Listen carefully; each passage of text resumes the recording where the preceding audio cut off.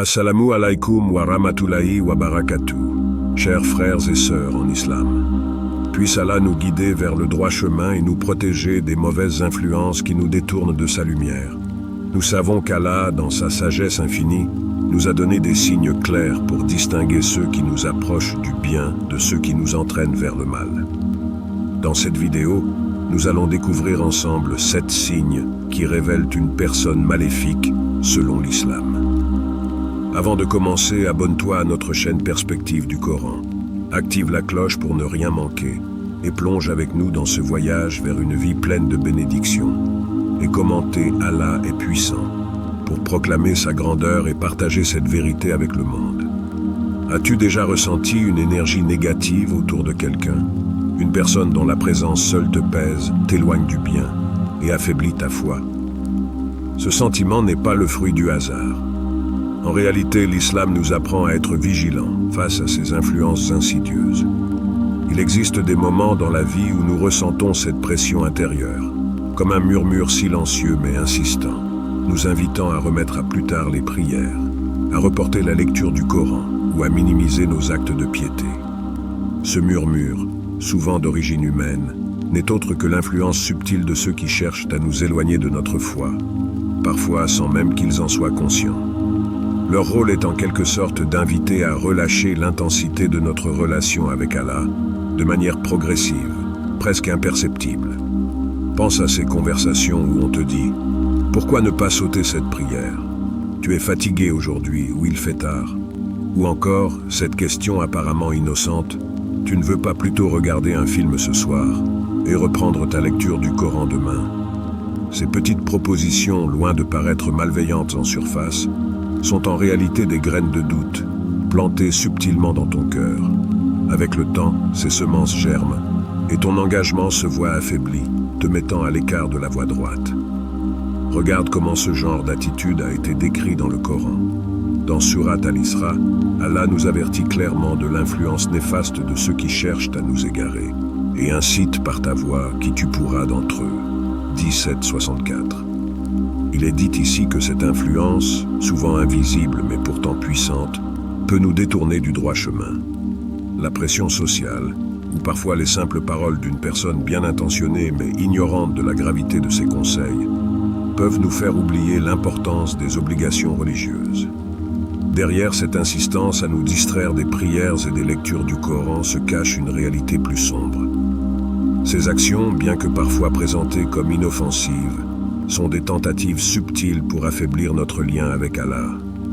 Elles nous poussent à accepter la négligence comme une norme, à faire passer nos désirs mondains avant notre foi, jusqu'à ce que la prière devienne une simple formalité, et la lecture du Coran une tâche que l'on reporte indéfiniment.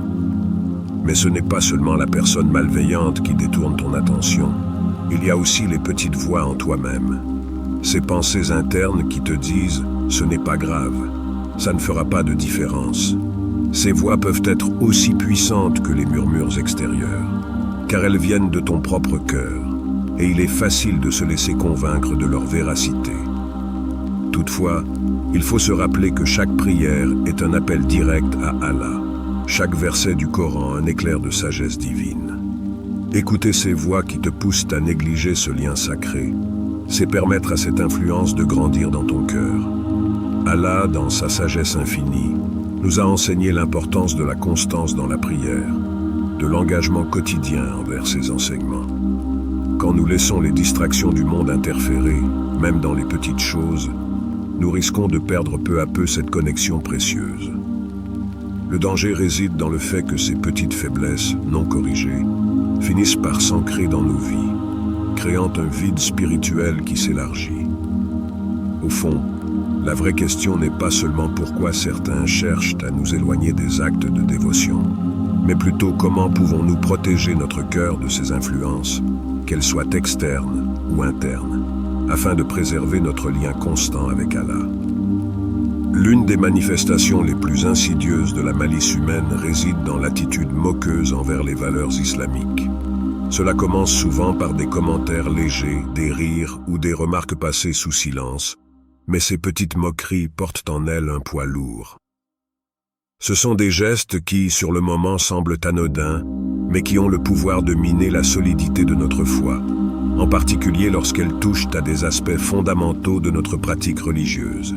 Pense à ces moments où quelqu'un rit de la modestie dans la manière de s'habiller, se moque des pratiques de prière, ou dénigre les enseignements du Coran et de la Sunna. Il est facile de voir ces comportements comme une simple plaisanterie, une manière d'engager une conversation sans intention malveillante. Mais chaque moquerie est une petite fissure dans l'édifice de notre foi. Elle s'insinue dans nos esprits, semant le doute et parfois la honte de suivre les commandements d'Allah. Peu à peu, ce qui était une source de fierté devient un objet de ridicule. La modestie, par exemple, est l'une des valeurs les plus respectées et profondément enracinées dans l'islam. Pourtant, ceux qui déprécient cette pratique s'efforcent souvent de la tourner en dérision. Les femmes qui choisissent de se couvrir par respect pour Allah sont parfois perçues comme des prisonnières de leur voile, tandis que les hommes qui s'abstiennent d'une mode vulgaire ou trop apparente peuvent être vus comme dépourvus de personnalité.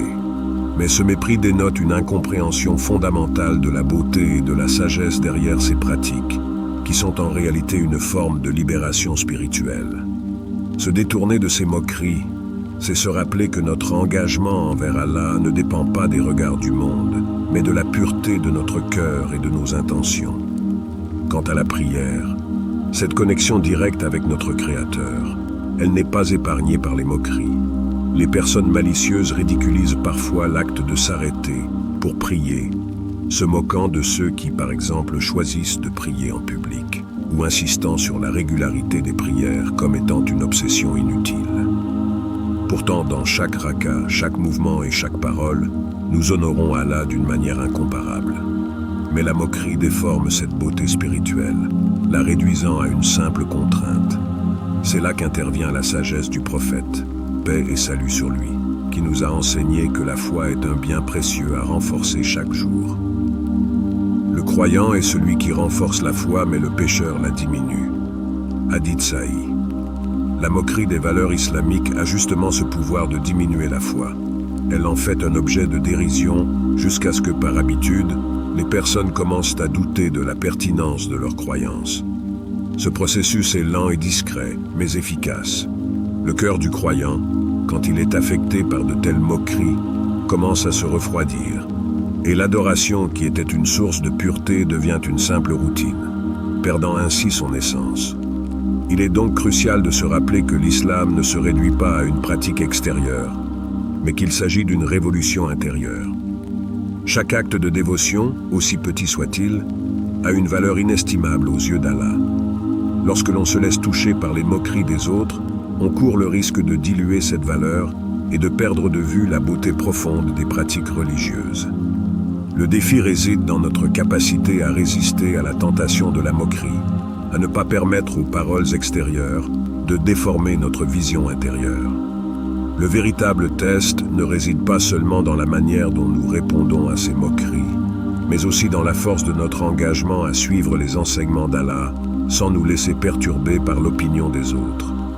Rappelle-toi que, comme le dit le prophète, paix et salut sur lui, le croyant est celui qui renforce la foi. Et cela signifie, entre autres, qu'il se protège des influences négatives qui cherchent à l'éloigner de la voie droite. La tentation de céder à la désobéissance d'Allah se cache souvent derrière des mots séduisants, des promesses de plaisir immédiat et des arguments qui semblent offrir une certaine liberté.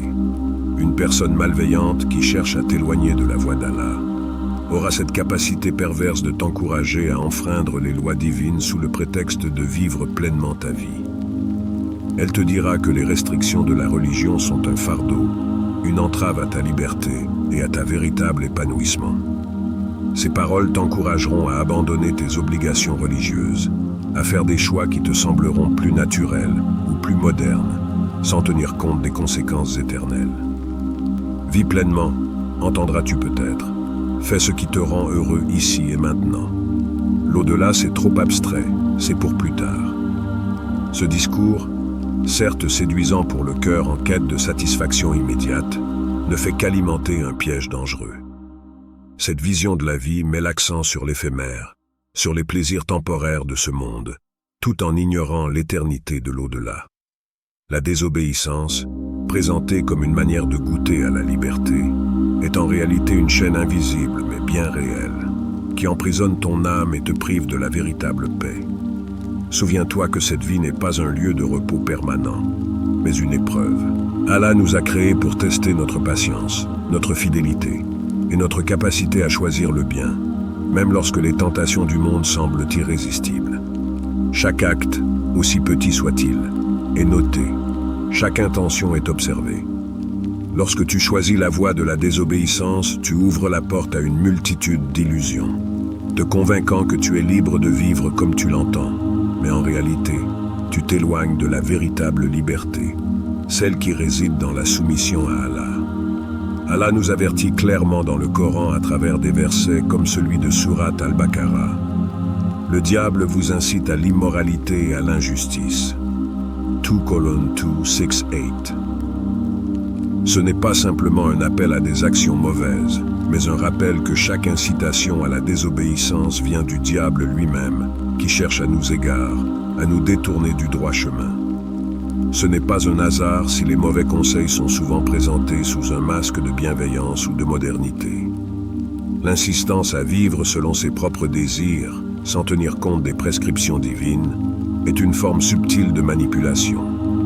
Le piège est que ces conseils peuvent sembler rationnels, comme une invitation à profiter de la vie sans se soucier des interdits de la religion. Mais plus on cède à ces séductions, plus on perd sa connexion avec Allah, et ce qui semblait être un plaisir immédiat devient une source de regret à long terme.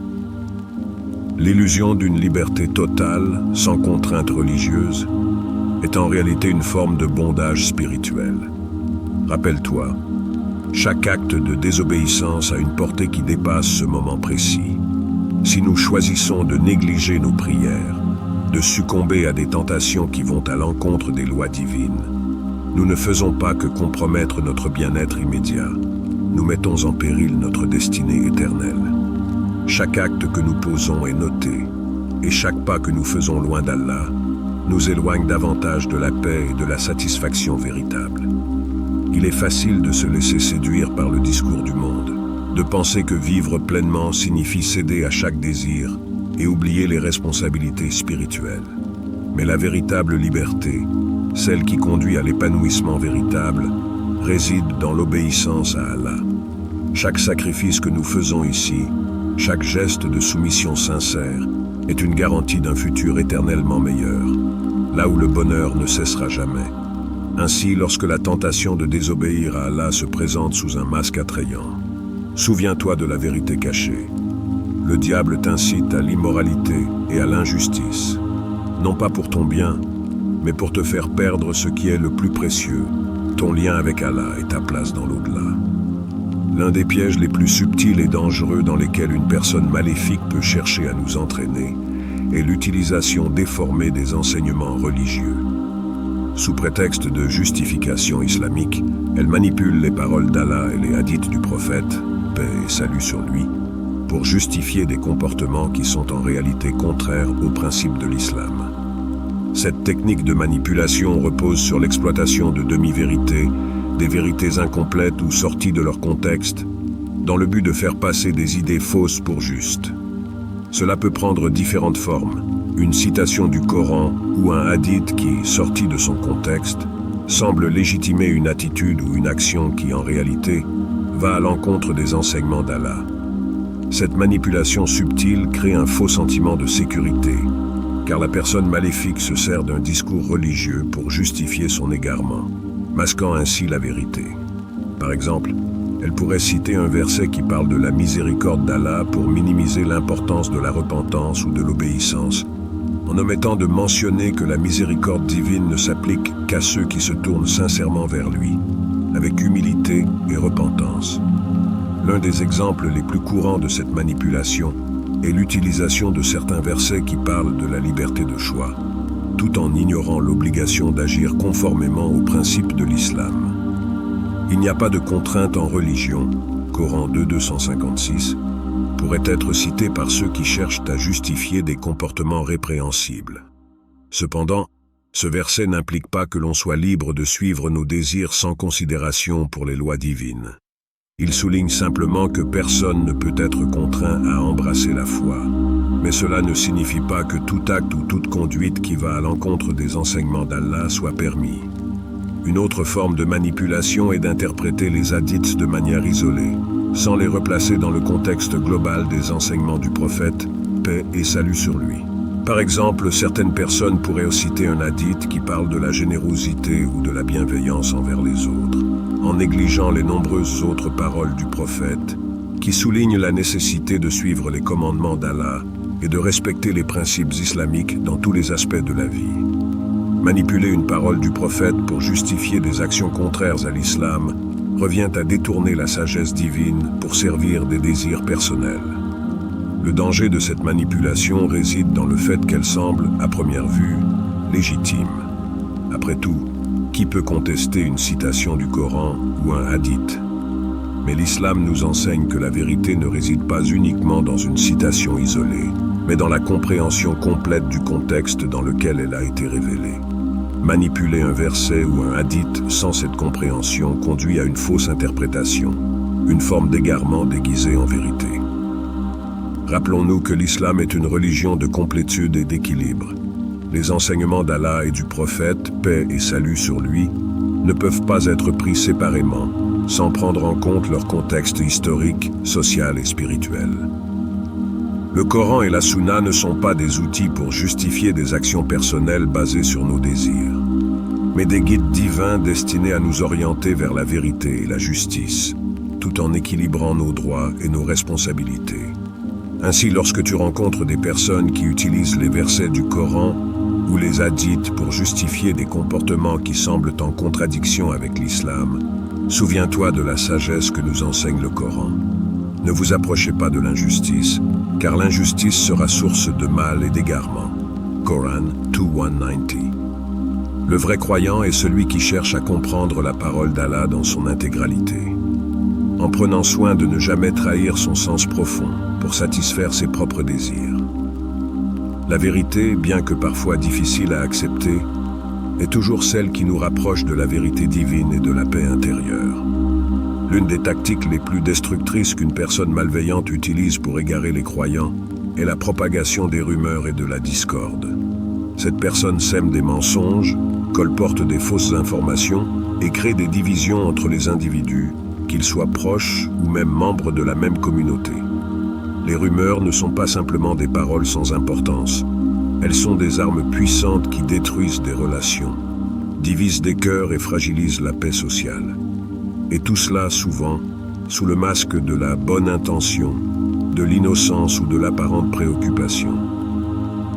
Dans l'islam, la médisance et la calomnie sont des péchés graves, car elles n'affectent pas seulement la personne directement visée, mais aussi l'intégrité de la communauté entière. Le prophète, paix et salut sur lui, a mis en garde ses compagnons contre ces comportements en soulignant l'importance de l'harmonie, de la confiance et du respect mutuel. Chaque mot prononcé, chaque rumeur partagée peut avoir des répercussions profondes sur la paix et la cohésion de la société musulmane. Lorsque la calomnie se propage, elle entache l'honneur des gens, brise des liens de fraternité et engendre une atmosphère de méfiance qui peut perdurer et s'étendre bien au-delà de la source initiale du mal. Allah, dans le Coran, nous rappelle également l'énormité de ce péché en disant « Ô vous qui avez cru, évitez de trop conjecturer, car une partie des conjectures est péché. » Surat al-Hujurat 49:12. Ces paroles sont un avertissement clair. Ce que l'on imagine, ce que l'on entend et surtout ce que l'on propage a des conséquences spirituelles et sociales. Lorsqu'une rumeur commence à circuler, il est crucial de la stopper avant qu'elle n'atteigne d'autres cœurs, car chaque conjecture non vérifiée est un pas vers le péché. En partageant ces informations, qu'elles soient vraies ou non, une personne contribue à la division, à la suspicion et à la haine au sein de la communauté.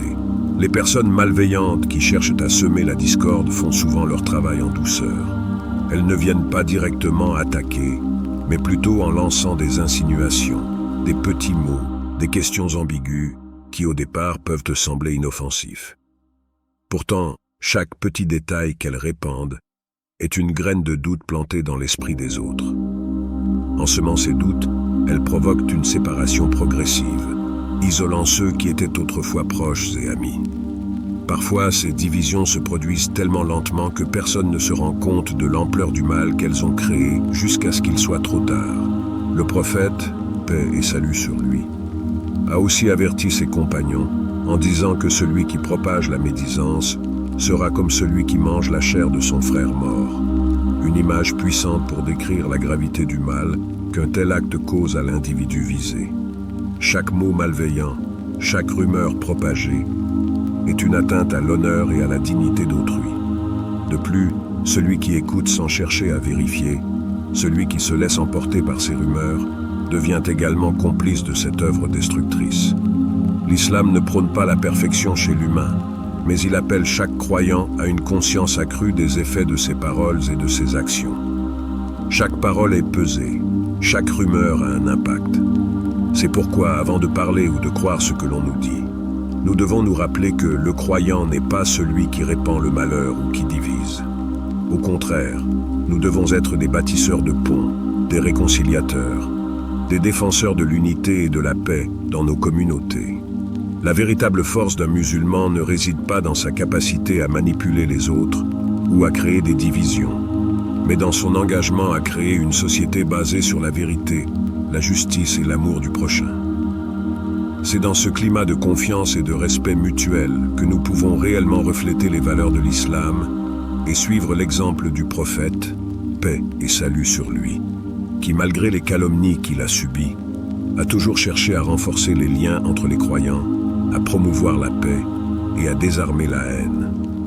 Alors, réfléchis avant de parler, sois vigilant face aux rumeurs, et garde à l'esprit que celui qui sème la discorde aujourd'hui récolte le trouble et la division demain. Et celui qui choisit de maintenir l'unité et de chercher la vérité dans ses paroles, celui-là marche sur le chemin du prophète, celui qui est le meilleur des exemples. L'un des signes les plus insidieux et dévastateurs de la personne maléfique est sa capacité à t'isoler des croyants sincères, de ceux qui, véritablement, cherchent à s'élever spirituellement. C'est là une tactique subtile mais puissante qui sape lentement ta foi en te coupant des sources de soutien et de guidance spirituelle. Elle te poussera à t'éloigner des rassemblements où la vérité est partagée, des moments où tu peux renouer avec Allah et retrouver la paix intérieure. L'isolement devient, dans ce contexte, une arme silencieuse qui fragilise ta connexion avec les autres croyants et, par extension, avec ton Seigneur. Imagine ce processus lent et méthodique, d'abord des petites suggestions. Pourquoi irais-tu à la prière en groupe alors que tu peux prier chez toi, swing, ou encore, n'as-tu pas mieux à faire que de rejoindre la communauté ce soir? Au début, ces paroles peuvent sembler anodines, mais au fil du temps, elles s'accumulent, te poussant à abandonner ces moments précieux qui nourrissent ton âme. Peu à peu, tu te retrouves seul, coupé de ceux qui auraient pu t'encourager à rester sur le droit chemin. Et sans cette compagnie bénéfique, sans cette fraternité spirituelle, la tentation du monde extérieur devient plus forte, plus convaincante. Le prophète, paix et salut sur lui, a souligné l'importance de la compagnie des pieux. Il a dit: l'exemple de l'ami vertueux et de l'ami mauvais est comme celui du marchand de musc et du souffleur de forge. Le marchand de musc, soit il te donne un peu, soit tu achètes quelque chose de lui, soit tu sens une bonne odeur. Le souffleur de forge, soit il brûle tes vêtements, soit tu sens une mauvaise odeur. Hadith Sahih. Ce hadith nous montre clairement que notre entourage joue un rôle crucial dans notre spiritualité. Être en compagnie de ceux qui se consacrent à Allah et à sa cause est un moyen puissant de renforcer notre foi et de nous rappeler la vérité de l'au-delà. L'isolement n'est pas seulement physique, il est aussi mental et émotionnel. L'isolement spirituel te coupe progressivement des rappels constants que tu reçois dans les cercles de connaissances, des moments où tu peux renforcer ta relation avec Allah et te rappeler de sa grandeur. En nous éloignant des croyants pieux, on perd ces opportunités de purification et de réconfort spirituel. Le cercle des croyants est un lieu sacré où les cœurs se renforcent et où la foi se nourrit. En l'absence de ce soutien, la solitude spirituelle prend place, et les épreuves de la vie semblent plus lourdes, plus difficiles à surmonter.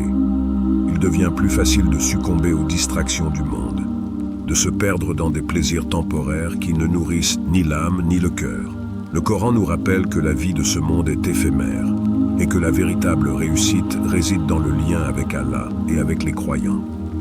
Et n'oublie pas ta part dans ce bas monde, et fais le bien comme Allah a fait le bien envers toi. Surat Al-Qasas, Dua Poulou Lapan toujours.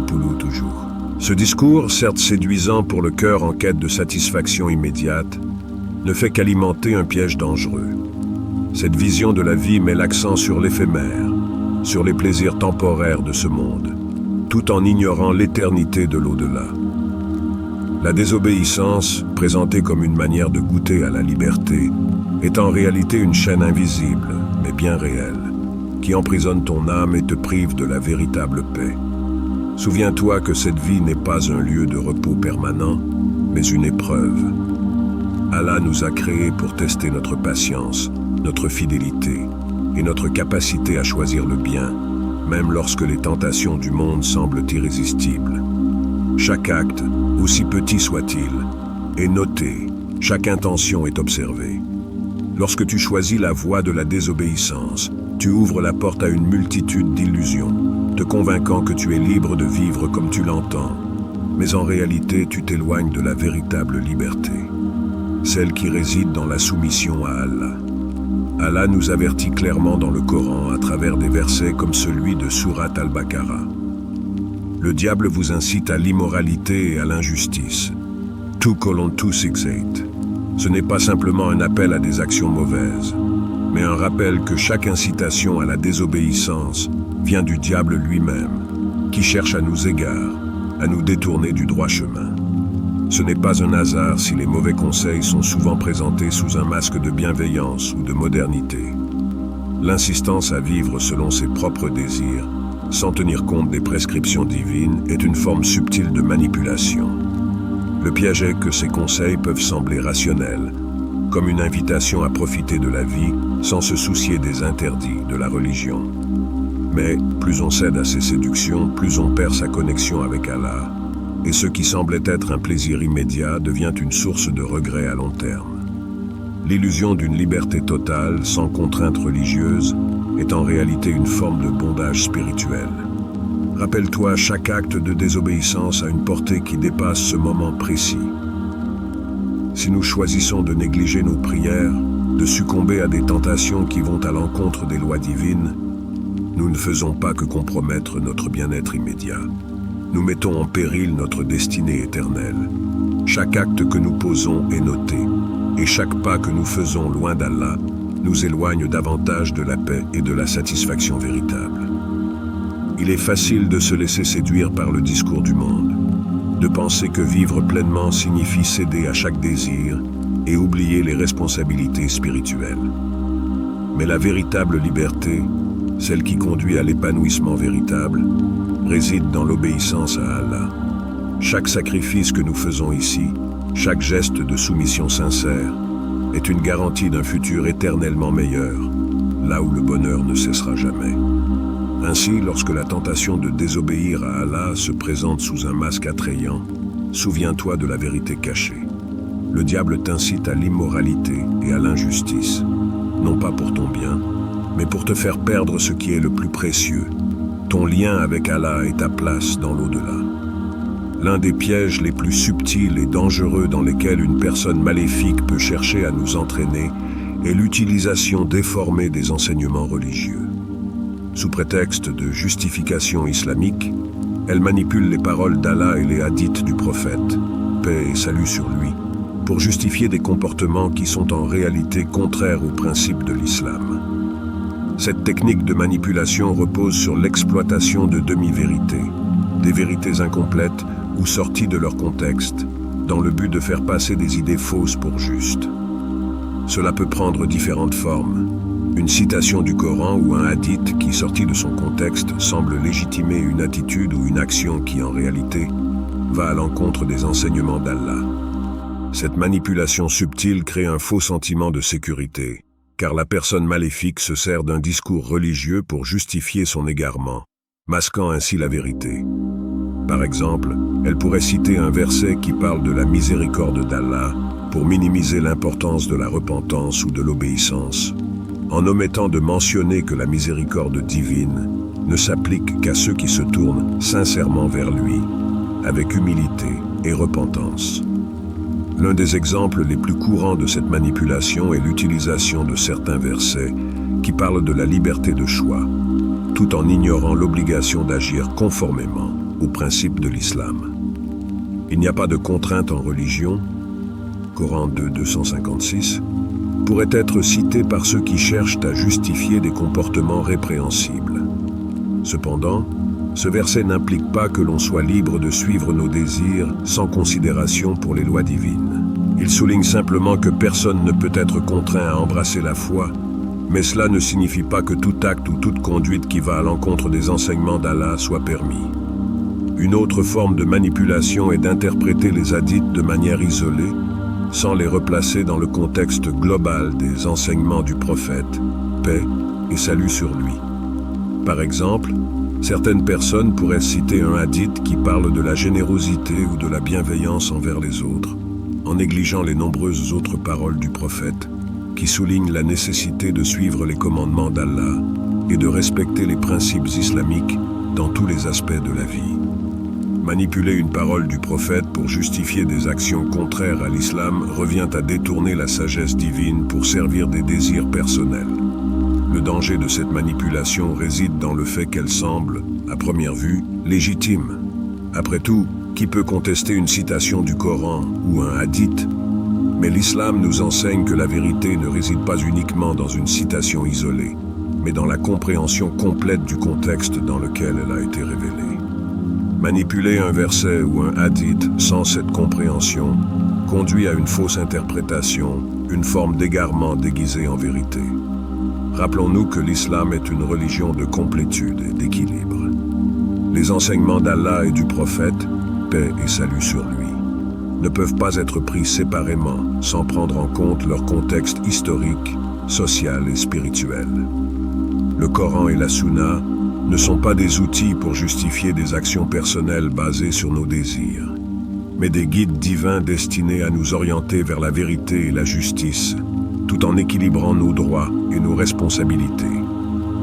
Ainsi, lorsque tu rencontres des personnes qui utilisent les versets du Coran ou les hadiths pour justifier des comportements qui semblent en contradiction avec l'islam, souviens-toi de la sagesse que nous enseigne le Coran. Ne vous approchez pas de l'injustice, car l'injustice sera source de mal et d'égarement. Coran 2, 190. Le vrai croyant est celui qui cherche à comprendre la parole d'Allah dans son intégralité, en prenant soin de ne jamais trahir son sens profond pour satisfaire ses propres désirs. La vérité, bien que parfois difficile à accepter, est toujours celle qui nous rapproche de la vérité divine et de la paix intérieure. L'une des tactiques les plus destructrices qu'une personne malveillante utilise pour égarer les croyants est la propagation des rumeurs et de la discorde. Cette personne sème des mensonges, colporte des fausses informations et crée des divisions entre les individus, qu'ils soient proches ou même membres de la même communauté. Les rumeurs ne sont pas simplement des paroles sans importance. Elles sont des armes puissantes qui détruisent des relations, divisent des cœurs et fragilisent la paix sociale. Et tout cela souvent sous le masque de la bonne intention, de l'innocence ou de l'apparente préoccupation. Dans l'islam, la médisance et la calomnie sont des péchés graves, car elles n'affectent pas seulement la personne directement visée, mais aussi l'intégrité de la communauté entière. Le prophète, paix et salut sur lui, a mis en garde ses compagnons contre ces comportements en soulignant l'importance de l'harmonie, de la confiance et du respect mutuel. Chaque mot prononcé, chaque rumeur partagée peut avoir des répercussions profondes sur la paix et la cohésion de la société musulmane. Lorsque la calomnie se propage, elle entache l'honneur des gens, brise des liens de fraternité et engendre une atmosphère de méfiance qui peut perdurer et s'étendre bien au-delà de la source initiale du mal. Allah, dans le Coran, nous rappelle également l'énormité de ce péché en disant « Ô vous qui avez cru », évitez de trop conjecturer, car une partie des conjectures est péché. Surat Al-Hujurat 49:12. Ces paroles sont un avertissement clair. Ce que l'on imagine, ce que l'on entend, et surtout ce que l'on propage, a des conséquences spirituelles et sociales. Lorsqu'une rumeur commence à circuler, il est crucial de la stopper avant qu'elle n'atteigne d'autres cœurs, car chaque conjecture non vérifiée est un pas vers le péché.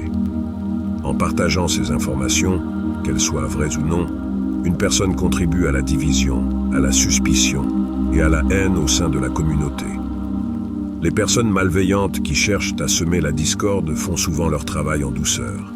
Elles ne viennent pas directement attaquer, mais plutôt en lançant des insinuations, des petits mots, des questions ambiguës qui au départ peuvent sembler inoffensifs. Pourtant, chaque petit détail qu'elles répandent est une graine de doute plantée dans l'esprit des autres.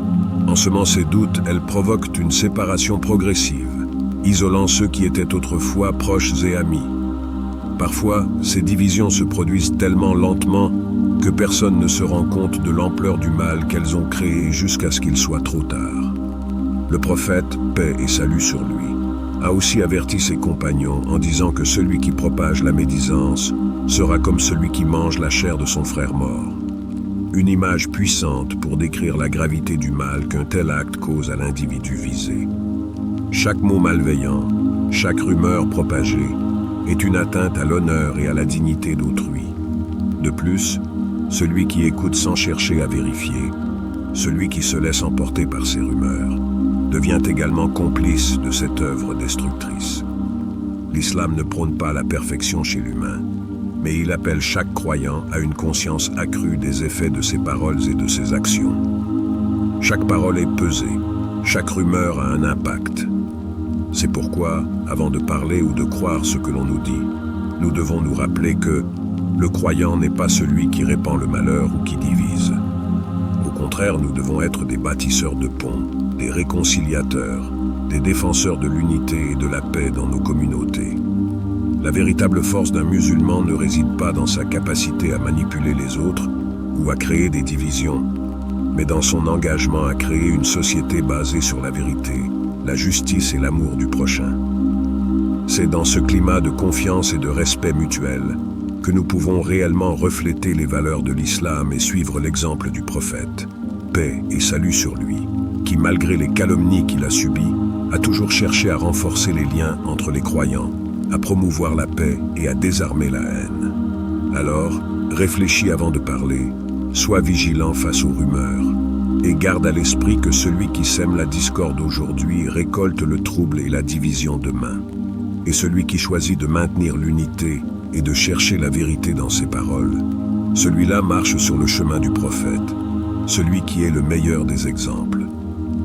L'un des signes les plus insidieux et dévastateurs de la personne maléfique est sa capacité à t'isoler des croyants sincères, de ceux qui, véritablement, cherchent à s'élever spirituellement. C'est là une tactique subtile mais puissante qui sape lentement ta foi en te coupant des sources de soutien et de guidance spirituelle. Elle te poussera à t'éloigner des rassemblements où la vérité est partagée, des moments où tu peux renouer avec Allah et retrouver la paix intérieure. L'isolement devient, dans ce contexte, une arme silencieuse qui fragilise ta connexion avec les autres croyants et, par extension, avec ton Seigneur. Imagine ce processus lent et méthodique. D'abord, des petites suggestions. Pourquoi irais-tu à la prière en groupe alors que tu peux prier chez toi? Swing, ou encore, n'as-tu pas mieux à faire que de rejoindre la communauté ce soir? Au début, ces paroles peuvent sembler anodines, mais au fil du temps, elles s'accumulent, te poussant à abandonner ces moments précieux qui nourrissent ton âme. Peu à peu, tu te retrouves seul, coupé de ceux qui auraient pu t'encourager à rester sur le droit chemin. Et sans cette compagnie bénéfique, sans cette fraternité spirituelle, la tentation du monde extérieur devient plus forte, plus convaincante. Le prophète, paix et salut sur lui, a souligné l'importance de la compagnie des pieux. Il a dit « L'exemple de l'ami vertueux et de l'ami mauvais est comme celui du marchand de musc et du souffleur de forge.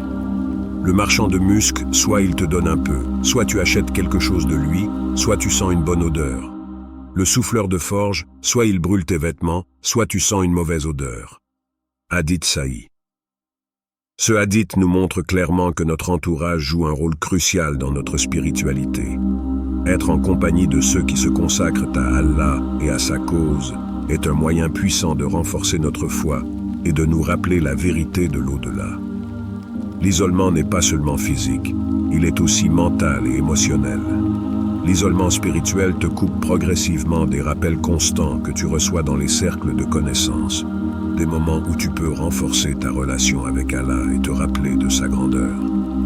En nous éloignant des croyants pieux, on perd ces opportunités de purification et de réconfort spirituel. Le cercle des croyants est un lieu sacré où les cœurs se renforcent et où la foi se nourrit. En l'absence de ce soutien, la solitude spirituelle prend place et les épreuves de la vie semblent plus lourdes, plus difficiles à surmonter. Il devient plus facile de succomber aux distractions du monde, de se perdre dans des plaisirs temporaires qui ne nourrissent ni l'âme ni le cœur. Le Coran nous rappelle que la vie de ce monde est éphémère et que la véritable réussite réside dans le lien avec Allah et avec les croyants. Et n'oublie pas ta part dans ce bas monde et fais le bien comme Allah a fait le bien envers toi. Surat Al-Qasas, Dua Poulou Lapan Toujou Poulou Toujou.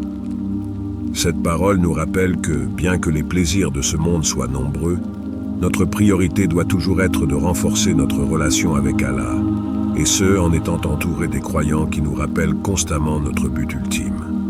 L'isolement est donc non seulement une perte de ce soutien essentiel, mais aussi un éloignement du vrai chemin. Ce phénomène d'isolement est particulièrement dangereux, car il nous fait oublier que la foi n'est pas un voyage solitaire. Allah nous a créés pour vivre en communauté, pour nous soutenir mutuellement dans notre cheminement spirituel. Le prophète, paix et salut sur lui, a dit « Le croyant pour le croyant est comme un bâtiment, chaque partie renforce l'autre. » Hadith Sahih. Ces paroles sont un puissant rappel de la solidarité entre musulmans, de l'importance de la fraternité et de l'appui mutuel pour surmonter les défis spirituels. Ainsi, lorsque tu es confronté à cette tentation d'isolement, souviens-toi de l'importance de la compagnie vertueuse. Rejoins ceux qui te rappellent Allah, qui te guident vers la prière, qui partagent la sagesse du Coran. Leur présence est une bénédiction, et leur soutien est un don précieux qui nourrit ton âme. Ne laisse pas les distractions du monde t'éloigner de la compagnie des pieux, car c'est dans leur présence que tu trouves la tranquillité, le renouveau spirituel et la force nécessaire pour traverser les épreuves de la vie. Le dernier signe, mais non des moindres, est le manque total de remords. Une personne maléfique ne ressent ni culpabilité, ni regret pour ses actions. Elle persiste dans ses erreurs et ses péchés, sans jamais faire de retour sincère vers Allah. Au contraire, elle justifie son comportement, trouvant toujours une excuse, un raisonnement, une manière de se convaincre que ses actions sont acceptables. Ce manque de remords est une manifestation profonde d'un cœur insensible, d'une âme qui s'est éloignée du chemin de la piété. Ce signe est particulièrement pernicieux, car il donne l'illusion que tout va bien, que la vie peut être vécue sans tenir compte des responsabilités spirituelles. La personne maléfique peut sembler réussir dans ce monde, mais son cœur se durcit, incapable de ressentir la moindre culpabilité face à ses péchés. C'est comme si un voile opaque recouvrait son cœur, l'empêchant de voir la lumière de la vérité. Cette absence de remords est en réalité un signe de l'éloignement de la miséricorde divine. Le Coran nous enseigne que ceux qui se repentent sincèrement sont les bien-aimés d'Allah. Certes, Allah aime ceux qui se repentent. Surat Al-Baqarah, tout. Ce verset est un appel direct à tous ceux qui, malgré leurs fautes, cherchent à se purifier, à se rapprocher de leur Seigneur avec un cœur humble et repentant. Allah, dans sa miséricorde infinie, ouvre toujours la porte du repentir, aussi longtemps que la vie nous permet de revenir à lui.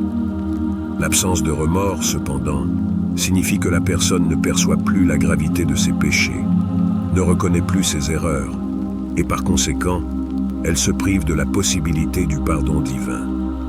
Il est important de comprendre que ce repentir n'est pas simplement une parole, mais une transformation profonde du cœur. Cela implique un regret sincère pour ses actions, une prise de conscience de l'impact de ses actions sur notre relation avec Allah, et une ferme décision de ne plus revenir à ce comportement. Ceux qui sont capables de reconnaître leurs erreurs et de revenir vers Allah avec humilité et sincérité reçoivent la miséricorde et le pardon divin.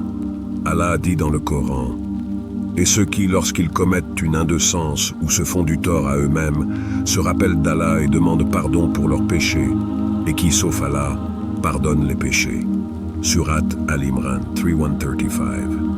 Ce verset montre que la clé de la rédemption est de revenir vers Allah, peu importe l'ampleur de nos péchés. Le prophète, paix et salut sur lui, a également mis en lumière l'importance du repentir. Il a dit: « Par celui qui tient mon âme dans sa main, si vous ne péchiez pas, Allah effacerait votre âme, et il viendrait avec un peuple qui pécherait, puis se repentirait, et il leur pardonnerait. » Hadith Sahih. Ce hadith montre non seulement la grandeur de la miséricorde divine, mais aussi l'importance de la repentance dans la vie d'un croyant. Allah attend de nous que nous revenions à lui, et ce retour sincère est un acte de purification du cœur et de renouvellement de notre engagement envers lui.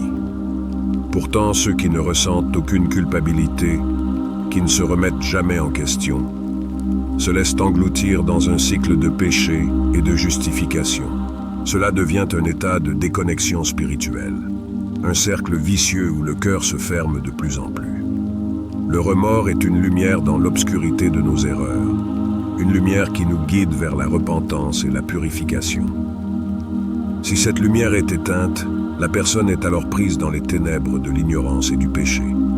En revanche, celui qui se repent sincèrement, avec un cœur pur, est toujours accueilli par la miséricorde d'Allah. Le chemin du repentir est toujours ouvert, et il est là pour celui qui souhaite s'en détourner, pour celui qui cherche la paix intérieure et la réconciliation avec son Seigneur. Le manque de remords, ainsi, est un signe d'un cœur devenu insensible à la beauté du repentir, à la douceur du pardon divin. Dans ta vie, souviens-toi que chaque erreur peut être une occasion de revenir vers Allah, de purifier ton cœur et de te rapprocher de lui. La porte du repentir reste ouverte tant que tu es en vie, et c'est une opportunité que personne ne devrait jamais négliger. Prends un instant pour réfléchir à ces signes. Y a-t-il quelqu'un dans ton entourage qui correspond à ces descriptions? Si oui, il est temps de t'en éloigner pour protéger ton cœur et ta foi. Entoure-toi de ceux qui te rapprochent d'Allah, et éloigne-toi de ceux qui sèment le doute et la désobéissance. Puisse Allah nous protéger de l'influence des personnes malveillantes et renforcer notre foi. N'oublie pas de t'abonner à la chaîne, d'activer la cloche pour ne manquer aucun rappel, et de partager cette vidéo avec tes proches. Que la paix soit sur vous, et que la miséricorde d'Allah vous accompagne toujours.